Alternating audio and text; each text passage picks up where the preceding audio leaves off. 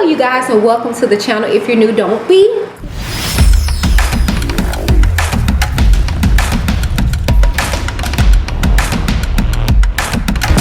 I'm Whitney.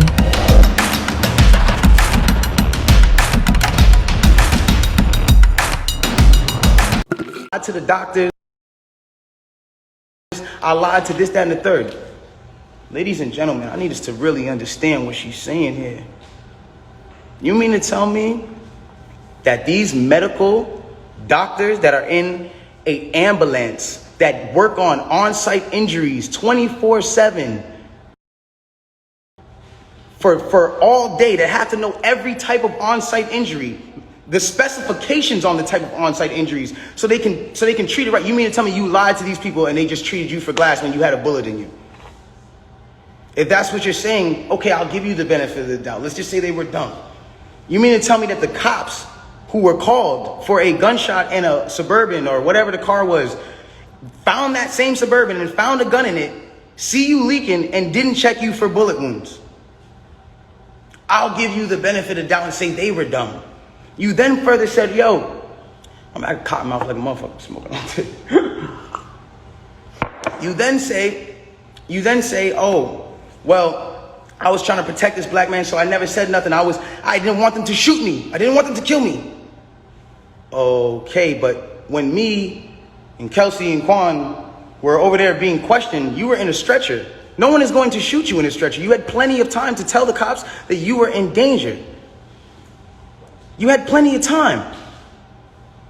I'm not protecting somebody who just heinously shot me after a conversation that we just had. My mind is not on protecting you. I'm bleeding from my feet. I'm thinking about protecting my own life, and I'm in danger.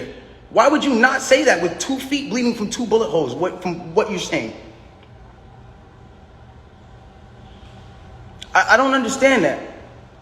And then there's this whole narrative of, you know, like, I didn't want to put this black man on you know, I didn't want to get him in trouble. Like, you know what I'm saying? I'm protecting this man, and he keeps talking. And so now, you know, he keeps getting his media team to start doing certain things to make me look incredible and to smear me. And to make him look good and to make it look like I'm not. Hold on. Ladies and gentlemen, have I been around in the last 3 months saying anything? Have you seen in the last 3 months one article that made me look good during this? One?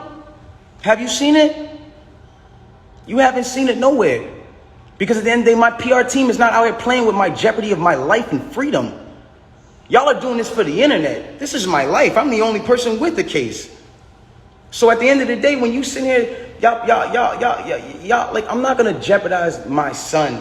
Even if I know, regardless of what I know, it will come to light, and the truth will come to light. And no issue with that. I have no issue with that. But I need y'all to understand, like, I'm a human being, bro. Like, this shit hurts, bro. Seeing my friends, people that I had on quarantine radio, be people that were just like my real, like, at least people I thought were my friends, like people I thought were like cool people, like, you know what I'm saying? And it's like, yo, everybody just shunned me. I showed everybody love at the top of the year. Everybody was on quarantine radio, hee hee ha ha ha. And the second y'all have an accusation, not even evidence, niggas just come bash me, I'm somebody who just, I don't get a say, then I understand. Sometimes the way I move is unconventional, you know? And I came to a place where I was dealing with so much just talk and heat and just people coming at me that I made music. Because I was like, this is how I can speak through what I gotta do. This is how we get so mad about artists making songs about the same thing, money, chains, and cars. So when a nigga comes out and says his true passion, puts his true heart, his emotions, the pain that he's dealing with his baby mother, his child, when a nigga goes and does that and pours his emotion into the tape, or what, he wrong? I'm wrong? I get shunned off. They took me off of every single playlist. They took me off of every playlist. They didn't want my story to come out. They didn't allow my story to come out because it came off insensitive. I came off insensitive to people. Now I want to speak on this. I don't ever want anybody to ever think that I've been insensitive to Breonna Taylor. I marched 9 days straight in Miami for her and George Floyd. I would never, bro, I've mourned this woman as well. And everyone said, listen, we're mourning a black woman today, and you dropped an album? How dare the disrespect? Guys, let's bring this back. That day that I dropped that album, my mom, that was her birthday. And that was also the day she died. So I was also mourning a black woman, my mother. That meant a lot to me. My name is Daystar. I'm her youngest son. That meant a lot to me. And all I was doing was giving a truthful album about what I'm going through. And I thought that people were going to be able to hear it and feel me. But they didn't do that. And I don't expect, everyone to just jump into my side, because at the end of the day, I didn't deserve that for the way that I handled this. There's been insensitive things that I've done, I apologize for, as far as me not talking to y'all, addressing y'all, coming to y'all sooner and saying, yo, bro, I ain't do this, my nigga. But y'all got to understand the reason why I wasn't able to do that. Once they made this an actual thing, I immediately called the lawyer and was just like, yo, what can I do here? Because there's times I was like, I'm going to just say the whole story right now. They need to know. No, you're not allowed to talk. I will handle that for you in the court of law. So at that point, it gets to a standpoint where it's like, my bad, my shit dries. Anybody on this comment list, anybody watching this right now, if you have ever been at a place where somebody has, for the day, just been like, yo, fuck you, or somebody just hit you with a bad comment and niggas are going at you, or any celebrities that have been at a place where niggas are just coming at you, imagine just going through that for 3 months straight, just niggas, and you know that you're a talkative nigga that will say, nigga, nah, but you have your hands tied behind your back because legally you can't put anything else in jeopardy, because it's not about Instagram at that point. It's about the well-being of my family and the mother of my child and my child.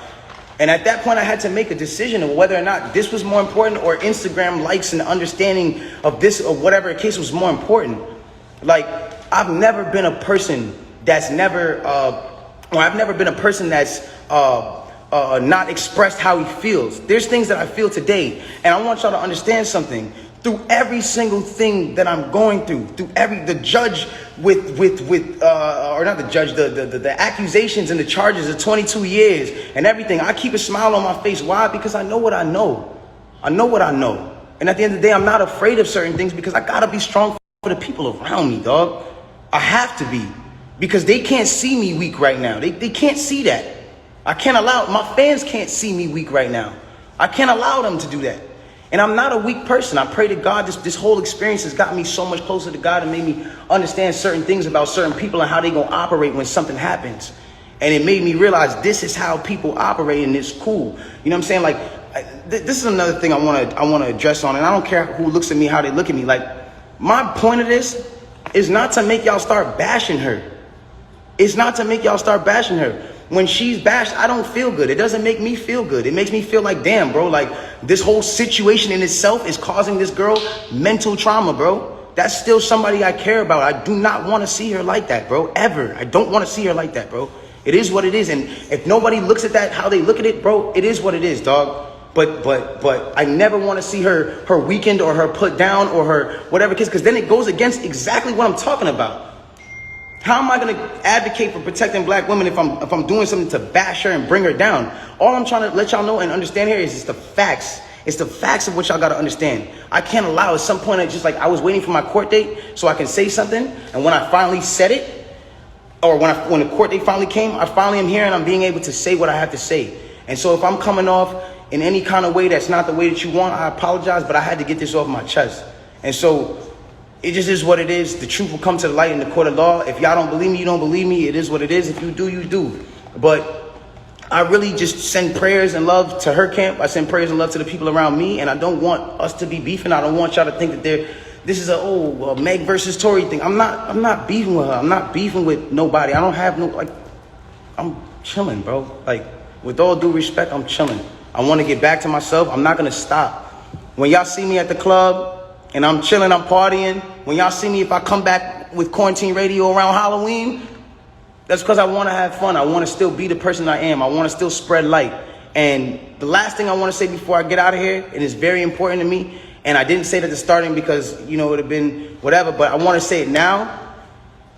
The whole situation with Nigeria and the things that's going on with Nigeria right now are crazy. I'm sending 100 prayers over there, and I want to raise awareness for all of my celebrity fans to understand what the whole SARS movement and all that stuff is going on. They got people that are in the government that are just like Like, just randomly, because they're governed by the government, can randomly just go out on the streets and just do shit to people, rob people, punch up your kid, all kinds of wild stuff. And this is going on right now in Nigeria. And I feel like it's something that I didn't want to be insensitive to, because at the end of the day, like, I'm on live right now with 200,000 people. You know what I'm saying? Thank you for tuning into the show. Now it's your turn. We want to hear from you. But remember, keep it cute or get the boot. Let's talk in the comments down below. Check out all our sponsors and affiliates in the description box. And don't forget to join the Witness Nation by clicking the subscribe button. Thank you. Until next time, this is Whitney D with Whitney D TV. Signing off.